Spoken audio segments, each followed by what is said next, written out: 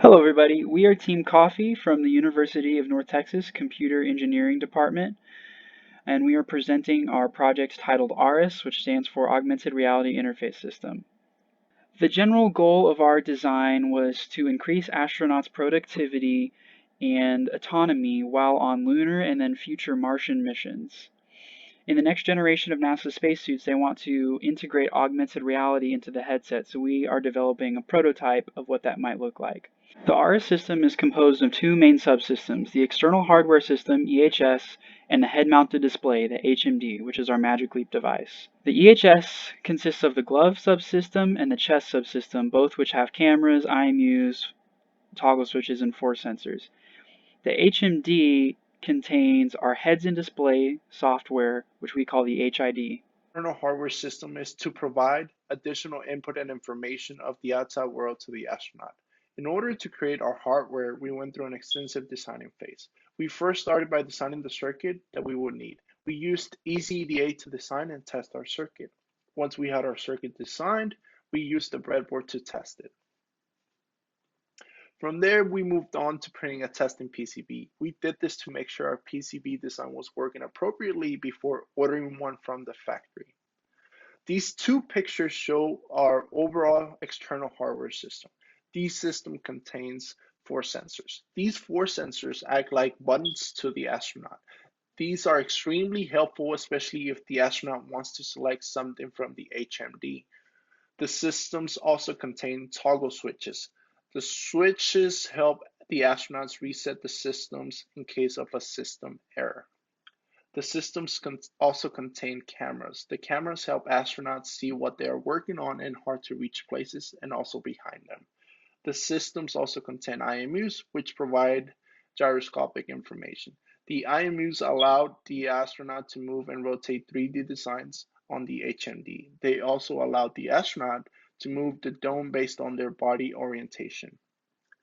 And these two pictures show the 3D design of the chest case and the glove case. And due to the COVID-19 pandemic, we were not able to print our final version. Now, let's take a look at our heads-in display software. Our HID consists of four main panels, the debug, nav, telem, mission, as well as an error panel to notify users of errors. All the panels can be controlled via either gaze, which is your head tracking input, or force sensors. The telemetry panel displays suit telemetry and switch information to the astronaut. The panel will do some simple processing on the data to check if the values are in range or nominal, and if not, turn them red, and if they are, turn them green. The telemetry system also has automatic reconnect features built in if the server goes down or gets disconnected. Every 5 seconds, the navigation system will be logging the position of the user, as seen here in our developed Mars simulator. It also has a return to home feature, like you just saw, which will help guide the astronaut home in the event of an emergency. This return to home feature uses an A-star pathfinding algorithm on all of the stored users' positions.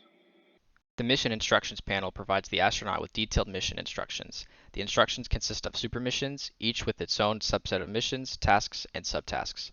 The user is able to navigate through the instructions using either force or gaze input. The instructions are located in a JSON file and are dynamically displayed onto the mission panel, so any mission instruction JSON can be displayed with proper formatting.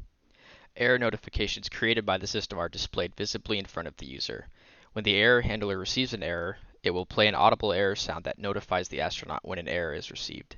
The system has priority levels integrated, so error messages with a greater priority are displayed first. The 3D part viewer displays 3D models of the parts the astronauts will be working on. It gives them the opportunity to view the part from multiple angles and is controlled by rotating and moving the IMU connected to the glove subsystem. The IMU we used for the project has a lot of noise, so a Kalman filter had to be applied to the data for some accurate sensor readings. The HID also features video streams, which give a live camera feed from the chest and glove. This provides a full 360-degree field of view for the astronaut, as data is received in real time over TCP from the EHS. Additionally, audio logs are recorded and saved locally on the device. These clips contain a length and timestamps of the recording to better identify the desired audio log. These can then be played back real-time in the HID for the user to hear. The EHS and HMD communicate exclusively through TCP sockets. The new clients connect and register with the C# TCP server. Then the server monitors the sockets and reports any disconnected sockets to the user. The HMD features two different kinds of input, gaze and gesture. The gaze input uses the user's head position to manipulate a cursor. If the cursor hovers over a button long enough, it is clicked. Gesture input, on the other hand, utilizes force sensors on the fingers to generate clicks. If the user is looking at a panel with corresponding inputs, the button is clicked. Throughout this experience, we have gained an abundance of knowledge. This includes C and C# object-oriented programming, TCP communication, system optimization, IMU data filtering, and pathfinding algorithms. Additionally, we become familiar with version management through Git, the engineering design process, and team communication skills. We would like to thank our faculty and mentors for all their help and support on this project.